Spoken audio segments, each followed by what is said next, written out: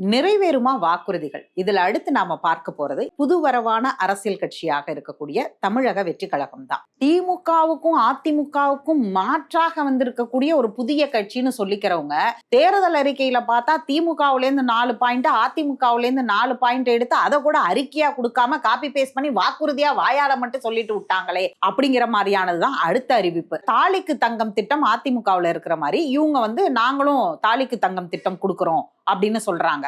அடுத்து பாத்தீங்கன்னா தரமான பட்டு சேலை கொடுக்கப்படும் அப்படின்னு சொல்றாங்க.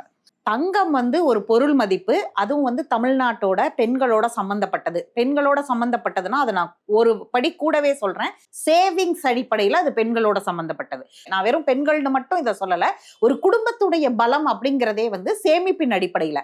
அந்த சேமிப்பு இங்க நிதியாகவோ இல்ல இங்க இன்னைக்கு சொல்லக்கூடிய அளவுக்குள்ள மியூச்சுவல் ஃபண்ட்ஸ், இன்சூரன்ஸ் இதெல்லாம் இன்னைக்கு காலகட்டத்திற்கு இந்த வளர்ச்சியும் தொழில்நுட்பமும் லிட்ரஸியும் அதிகரிக்க வந்தது.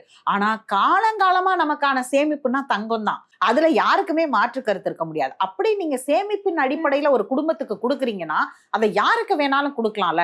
தற்போதைய அரசு இவங்க புதியதாக கொண்டு வந்த அந்த தமிழ் புதல்வன் திட்டம், புதுமை பெண் திட்டம் அப்படின்லாம் பெயர் வைத்தாங்க. அவங்க கல்லூரி படிச்சாங்கன்னா, அரசு பள்ளியில படிச்சு கல்லூரிக்கு வரும் பொழுது அவங்களுக்கு மாதம் 1000 ரூபாய்னா அவங்க கல்வி செலவிற்காக அப்படிங்கும் போது அது அடுத்த கட்ட வளர்ச்சி, ஒரு பெண்களுடைய மேம்பாடு, மகளிர் உரிமை, அது மகளிருடைய கல்வி வளர்ச்சி அப்படின்னு அடுத்தடுத்த கட்ட வளர்ச்சியை நோக்கி அது போகுது. ஆனா இங்க தாலிக்கு தங்கம்னு சொல்லும் போது ஒரு பொண்ணு கல்யாணம் பண்ணி அடுத்த வீட்டுக்கு போகணும்னா தங்கத்தோட போகணும் அப்படின்னு காலங்காலமா இருக்கிற ஒரு மனநிலை. இதோட இன்னொரு ரொம்ப மோசம் என்ன தெரியுமா?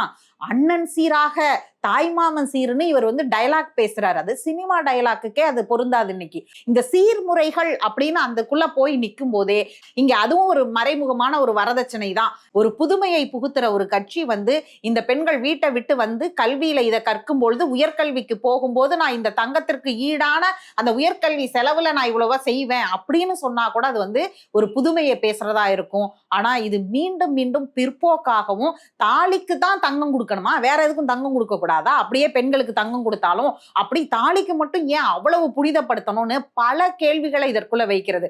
ஏற்கனவே இங்க பழைய கட்சிகள் செய்யக்கூடிய ஒரு வேலையை ஒரு கட்சி அதை உரிமையா மாத்த நினைக்குது.